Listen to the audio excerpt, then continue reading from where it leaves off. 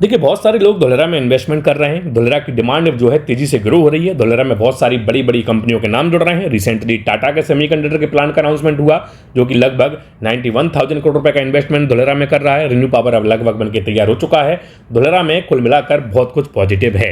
अब जब पॉजिटिव कहीं पर होता है तो वहां पर डिमांड भी तेजी से क्रिएट होती है, और यही वजह है कि धोलेरा में डिमांड भी तेजी से क्रिएट हो रही है। लोग तेजी से इन्वेस्टमेंट धोलेरा के अंदर कर रहे हैं। देखिए, अब जब तेजी से कहीं पर इन्वेस्टमेंट होता है तो वहां पर कुछ ना कुछ नेगेटिविटी होती ही होती है। आपको बता दूं कि लैक ऑफ इन्फॉर्मेशन की वजह से लोग धोलेरा में जो लोग इन्वेस्टमेंट करते हैं उनका इन्वेस्टमेंट कहीं ना कहीं गलत हो जाता है। जिस सोच के साथ, जिस मकसद के साथ वो इन्वेस्टमेंट करने की सोचते हैं, वो मकसद उनका पूरा नहीं हो पाता और फिर बाद में भाई बोलते हैं कि हमारा रिटर्न उतना नहीं मिल पाया जो हम रिटर्न की गुंजाइश कर रहे थे या जो हमने सोचकर इन्वेस्टमेंट किया था। तो कुछ पॉइंट हैं, कुछ रेगुलेशंस हैं जो आपको देखने पड़ेंगे इन्वेस्टमेंट करने से पहले, क्योंकि आप अगर गूगल से कोई नंबर निकाल रहे हैं तो यकीन मानिए गूगल पर जो नंबर हैं धोलेरा के, उसमें 90% धोलेरा के बाहर के नंबर होते हैं। और अगर आपको इन्फॉर्मेशन नहीं होती, आपको नॉलेज नहीं होती, तो गलती से आप धोलेरा के बाहर इन्वेस्टमेंट कर देते हैं। और उसी वजह से, क्योंकि जो ग्रोथ, जो रिटर्न, जो फैसिलिटीज, जो डेवलपमेंट आपको धोलेरा के अंदर मिलेगा, वो रिटर्न, वो फैसिलिटी, वो ग्रोथ आपको धोलेरा के बाहर नहीं मिलेगी। तो फिलहाल आप देखिए स्क्रीन पर जो आपको नक्शा दिख रहा है, ये पूरा धोलेरा है। इसका एक्चुअल एरिया 920 स्क्वायर किलोमीटर का है। ये पूरा धोलेरा 920 स्क्वायर किलोमीटर में बनके तैयार हो रहा है। और इसका जो डेवलपमेंट एरिया है, जो मतलब डेवलप्ड एरिया रहेगा, वो 422 स्क्वायर किलोमीटर के आसपास का रहेगा। इसी धोलेरा के पास में एक इंटरनेशनल एयरपोर्ट बनाकर तैयार किया जा रहा है, जो कि नवागाम में बनके तैयार हो रहा है, जिसकी दूरी धोलेरा से लगभग 15 से 16 किलोमीटर की रहेगी। ये एयरपोर्ट भी तेजी से बनके तैयार हो रहा है। और इस एयरपोर्ट की पॉजिटिविटी यह है कि airport passenger plus cargo airport रहेगा। मतलब यहां पर पैसेंजर तो आएंगे ही, साथ साथ बिजनेसमैन को इंपोर्ट और एक्सपोर्ट करने में बहुत ज़्यादा आसानी होगी, जिससे मैन्युफैक्चरिंग यूनिट धोलेरा के अंदर तेजी से ग्रो होंगी। इस इंटरनेशनल एयरपोर्ट के अलावा यहाँ पर एक्सप्रेस वे भी बनके तैयार हो रहा है। स्क्रीन पर अभी जो आप येलो कलर की लाइन देख रहे हैं और जहाँ पर आप ये सर्कल देख रहे हैं, जो येलो कलर की लाइन है, ये एक्सप्रेस वे है। यकीन मानिए एक्सप्रेस वे बहुत तेजी से बनके तैयार हो रहा है। रिसेंटली मैंने एक ग्राउंड रिपोर्ट भी अपलोड की थी, आप जाइए वहाँ पर, नीचे डिस्क्रिप्शन में या पर ऊपर आई आइकन में आपको उसका लिंक मिल जाएगा। वो ग्राउंड रिपोर्ट देखिएगा, आपको एक्सप्रेस वे और एयरपोर्ट का काम दिख जाएगा और आप भी कह देंगे कि वास्तविकता में दोनों चीज़ें बहुत तेजी से बनके तैयार हो रही हैं। ये जो एक्सप्रेस वे है 2024 के अंदर ही बनके तैयार हो जाएगा, और जो एयरपोर्ट है वो 2026 तक बनके तैयार हो जाएगा। कुल मिलाकर धोलेरा में जो अभी इन्वेस्टमेंट कर रहा है, भविष्य में वह मालामाल होने वाला है। लेकिन इन्वेस्टमेंट करने से पहले जो पॉइंट हैं, जो चीजें हैं जो आपको देखनी है, जो सावधानी आपको बरतनी है, अब हम उस पर आ जाते हैं। आपको सीधा जो है अपने डिजिटल बोर्ड पर लेके चल रहा हूं, जहां पर बारीकी से मैं आपको हर एक चीज लिखकर बताऊंगा। आपको जो समझ में आएगा, यकीन मानिए ऐसी इंफॉर्मेशन शायद आपने पहले धोलेरा की कहीं नहीं देखी होगी। सबसे पहले आपको बता दूं कि धोलेरा में दो तरीके के इन्वेस्टमेंट होते हैं। पहला रिटेल इन्वेस्टमेंट, दूसरा बल्क इन्वेस्टमेंट। रिटेल इन्वेस्टमेंट क्या होता है, शायद आप वर्ड से समझ गए होंगे। ये मेरे अपने वर्ड हैं, ये मेरी अपनी अंडरस्टैंडिंग है, जो मेरी नॉलेज है उस चीज से मैं आपको समझा रहा हूं। देखिए, रिटेल इन्वेस्टमेंट में दरअसल जब हम एक या दो या तीन प्लॉट खरीदते हैं तो इसको मैं रिटेल इन्वेस्टमेंट बोलता हूं। ये जो कैटेगरी है ये रेसिडेंशियल के लिए है, क्योंकि रेसिडेंशियल में धोलेरा के अंदर मिनिमम साइज, अब आप साइज समझ लीजिए, मिनिमम साइज जो है वो 240 का कारपेट एरिया है। 240 स्क्वायर यार्ड का कारपेट एरिया। अगर आपको कोई धोलेरा के अंदर प्लॉट दे रहा है और उसका कारपेट एरिया अगर 240 से कम है, तो आप समझ जाइए कि यह धोलेरा के अंदर है ही नहीं। 240 कारपेट एरिया के लिए आपको 350 square yard minimum, 350 square yard minimum जो है जमीन धोलेरा के अंदर लेनी पड़ेगी। मतलब सुपर एरिया आपका 350 स्क्वायर यार्ड का ही होगा, तब आपको 240 स्क्वायर यार्ड का कारपेट एरिया मिलेगा।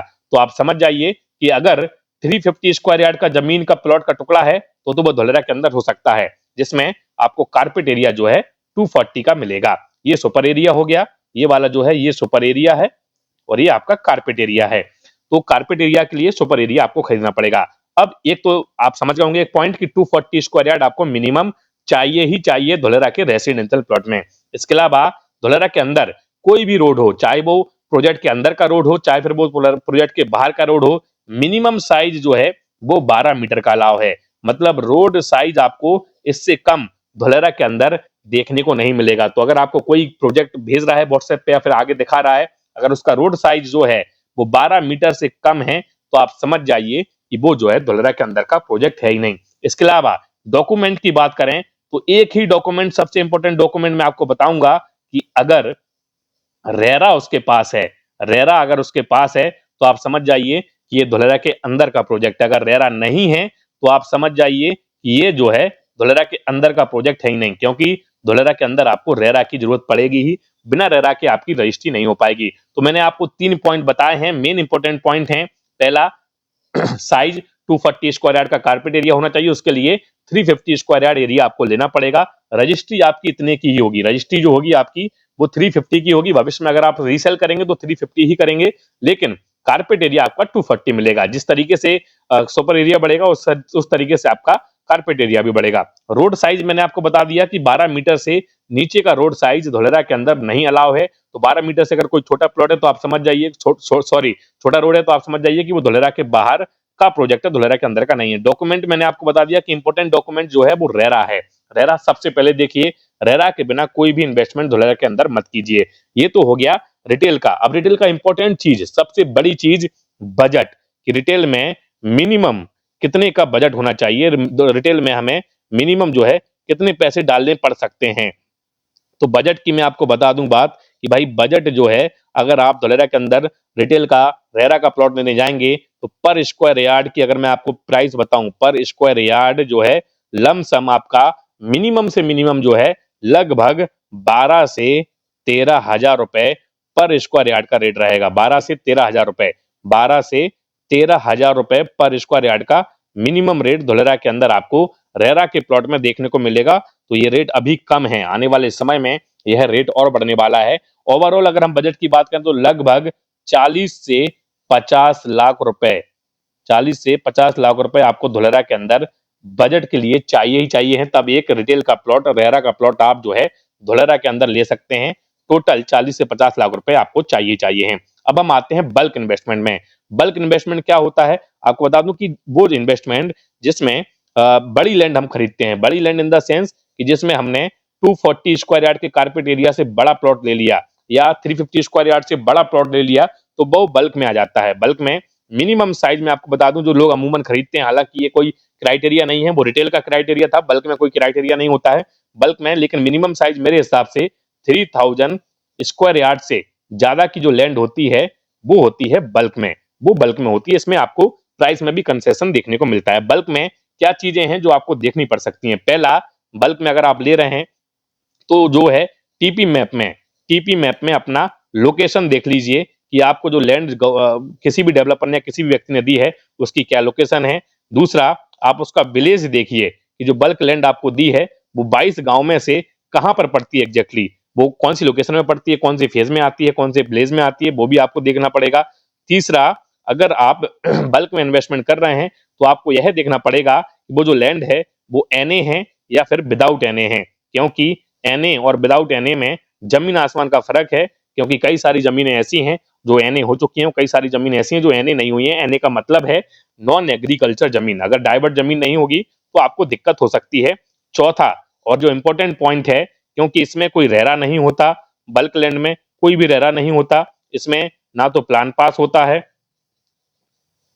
ना इसमें आपको कोई भी अप्रूवल मिलने को देखने को मिलेंगे। बल्क लैंड में कोई भी अप्रूवल नहीं होते, क्योंकि ये जो चीजें हैं ये सिर्फ रिटेल में होती हैं, ये बल्क में नहीं होती ये सारी चीजें, चाहे वो रेरा हो, चाहे फिर वो प्लान पास हो या आपका फिर कोई भी अप्रूवल हो। तो आपको बल्क लैंड में सिर्फ एक रॉ लैंड ही मिलती है, इसमें ना तो कोई डेवलपमेंट मिलता है, ना तो कुछ और चीजें मिलती हैं। तो आपको यह देखना होगा कि जिससे आप ले रहे हैं वो कितना ऑथेंटिक बंदा है, क्या वो ऐसा तो नहीं है। क्योंकि देखिए यहाँ पर तो रेरा वगैरह मिल जाता है, आपका रिटेल में रेरा मिल जाता है, रिटेल में प्लान पास मिल जाता है, रिटेल में आपको सारी चीजें मिल जाती हैं, लेकिन बल्क में ये सारी चीजें नहीं मिलती। इसलिए आपको बल्क का इन्वेस्टमेंट एक ऑथेंटिक व्यक्ति के साथ ही करना पड़ेगा। अब हम बल्क के जो, अगर हम बजट की बात करें कि बल्क में आज की डेट में किस तरीके का इन्वेस्टमेंट होता है, तो बल्क में मिनिमम जो है मेरे हिसाब से मिनिमम आपको 1.5 से 3 करोड़ रुपए मिनिमम चाहिए हैं। अगर इससे ज्यादा का है, जैसे कोई किसी का 5 करोड़ का बजट होता है, किसी का 10 करोड़ का बजट होता है, तो उस हिसाब से आपको लैंड भी मिल जाती है। रेट की बात करें तो जो बल्क की फेज 1 की रेट है, फेज 1 में लगभग आपको 8 से 9 हजार रुपए स्क्वायर यार्ड के रूप में मिल जाएगा। फेज 2 में आपको जो है लगभग 7 से 8 हजार रुपए स्क्वायर यार्ड में मिल जाएगा। फेज 3 में आपका लगभग 5 से 6 हजार रुपए स्क्वायर यार्ड में मिल जाएगा। अगर रेसिडेंशियल रहेगा, अगर कमर्शियल रहेगा सॉरी, तो थोड़ा एक्सपेंसिव रहेगा, थोड़ा रेसिडेंशियल रहेगा तो उससे कम रहेगा, इंडस्ट्रियल रहेगा तो उससे कम रहेगा। मैंने आपको लमसम रेट बताया है, कोई फिक्स प्राइस नहीं बताया। तो ये रेट जो है आप अपना बार्गेन भी कर सकते हैं। आप अपने उनसे जो है जब आप फाइनल करते हैं कोई भी रिटेल का या फिर बल्क का, तो अपने हिसाब से अपना डिस्कशन करके अपना रेट फाइनल कर सकते हैं। लेकिन फिलहाल मैंने जो तरीके आपको बताए हैं, जो रूल्स, जो रेगुलेशंस आपको बताए हैं, इनको फॉलो कीजिएगा। आपका धोलेरा के अंदर गलत इन्वेस्टमेंट हो ही नहीं सकता। उम्मीद है वीडियो पसंद आया होगा। वीडियो कैसा लगा नीचे कमेंट करके बताइएगा। इसके अलावा अगर आपको लग रहा है कि कोई चीज जो है मुझसे छूट गई है, कोई चीज मैं नहीं बता पाया, तो नीचे कमेंट करके पूछ लीजिएगा। मैं अपना नंबर यहाँ पे लिख रहा हूँ, आप चाहें तो मेरा नंबर जो है नोट डाउन कर लें। मैं अपना नंबर यहाँ पे लिख रहा हूँ, जो भी लोग चाहते हैं कि मेरा मुझसे बात करना है व्हाट्सएप पे या फिर कॉल पर, तो मेरा नंबर ये है। आप मुझे इस पर कॉल भी कर सकते हैं और मुझे व्हाट्सएप भी कर सकते हैं। 8217511007, 8217511007, ये मेरा नंबर है। इस पर आप मुझे कॉल कीजिएगा, मैं आपको पर्सनली जो है सारी चीजें समझा दूंगा। उम्मीद है वीडियो पसंद आया होगा। वीडियो पसंद आया तो लाइक कीजिए, शेयर कीजिए, कमेंट करके बताइए कि कैसा लगा। वीडियो पर अगर आप नए हैं, चैनल पर अगर आप नए हैं, तो चैनल को सब्सक्राइब भी कीजिए और बेल आइकन को भी प्रेस कीजिए। चलिए मिलते हैं अगली वीडियो में, तब तक के लिए जय हिंद, जय भारत।